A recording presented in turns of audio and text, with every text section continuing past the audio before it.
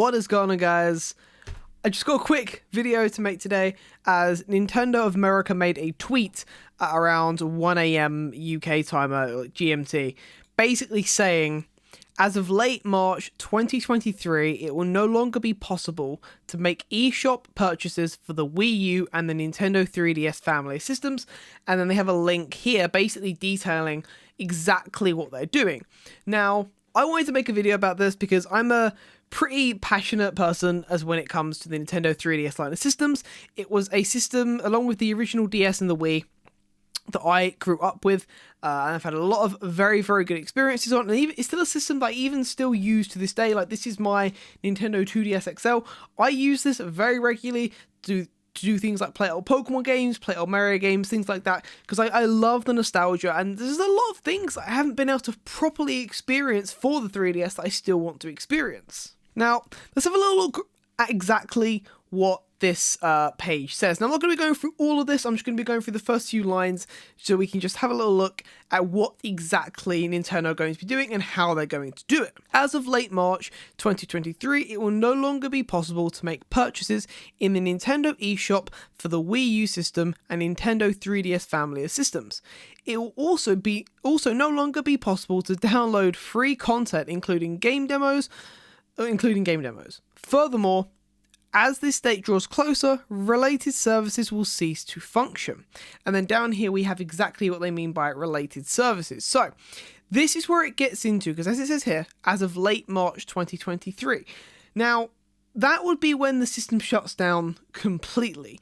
There's actually multiple stages leading up to this, as we're about to read here. So, as of May 23rd, 2022, which is not long away at all, it will no longer be possible to use a credit card to add funds to an account in the Nintendo eShop on the Wii U or Nintendo 3DS family of systems. Now, what this essentially means here, this first part, is that as soon as May 23rd has come, you will no longer be able to actually add any more funds to your Nintendo wallet on those systems, meaning that you won't be able to purchase new games unless you already have the funds based on that wallet. Now, that's a lot different from March 2023. So for a lot of people, May 23rd, 2022 will be the date that the store closes for a lot of people, because most people don't add money to their accounts unless they want to buy something, including myself. I don't have money just sitting in my Nintendo account ready for a purchase a game. You know, yes, I get people have gift cards, but this doesn't even include gift cards. This doesn't include gift cards. This is just credit cards, which is, for a lot of people, their main way of purchasing things on the eShop. Anyways, let's move on to the next thing.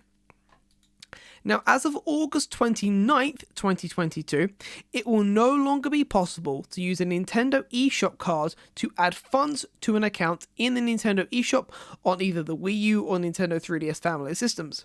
However, it will still be possible to redeem and download codes until the end of the service fully in March 2023. So, basically, for a lot of people, these two dates are going to mean a lot more than this date. So, March 2023 is essentially going to be once all the phases are complete and they decide to completely shut down the store. But we have got two major dates that we're going to want to keep an eye out on. So, for most people, May 23rd will probably be the most important one. Now, I don't think a lot of people are probably buying gift cards for the Nintendo 3DS eShop. Nowadays, it's mainly, if people are buying gift cards, it's probably mainly being used on the Nintendo Switch family of consoles. So, the reason why I wanted to make this video, and as I say, I'm not going to go through all of this. If you guys want a link to this entire thing, I'll put a link to this original tweet here so you guys can actually go and look at it.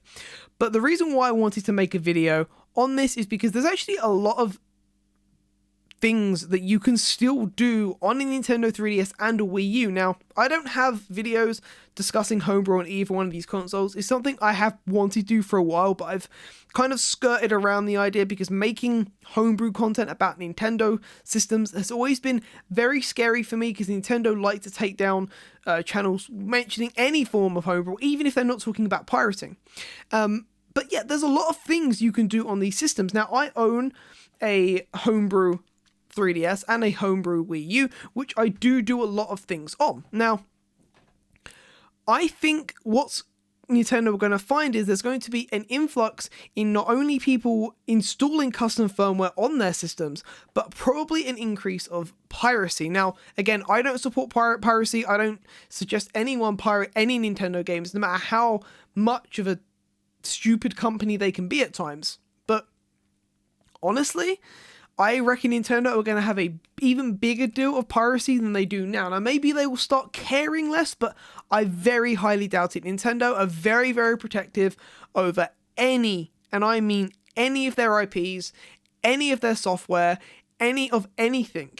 You know, especially when it comes to homebrew, they will very, very happily shut down, silence people if possible. There's been lawsuits going out recently. So I just think that there's going to be a lot of issues for Nintendo going forward. Now, luckily, both the 3DS and the Wii U have been jailbroken and have been jailbroken for many, many years now. So now, in my personal opinion, would be a time to try and experiment with the actual homebrew side of things, because there are some awesome homebrew apps that you can get. Obviously, as well as the website also does state that not the actual services for games will be going down, it is just the eShop. So things such as Pokemon Bank, which allows people to transfer Pokemon from older games into, from say Gen 4 and onwards, all the way up until Gen 7 on the 3DS, and then to Pokemon Home for Sword and Shield and so on. That service will still be that service will still be running until they decide to shut it down. However, it has been announced that service will be made free after a certain date. I don't remember the exact date, but they've actually decided to make that service free after a certain date. Basically meaning that if you have it downloaded on your system after that date, you no longer have to pay for that service, and it should just work. Now, that's an entirely different conversation in itself. This isn't my Pokemon channel, so I won't really be talking about that too much in depth, but there's a lot of good things that will come from this, in the sense that, I say not good things coming from it, but there's still a lot of good things that remain. A lot of the game servers will still be active.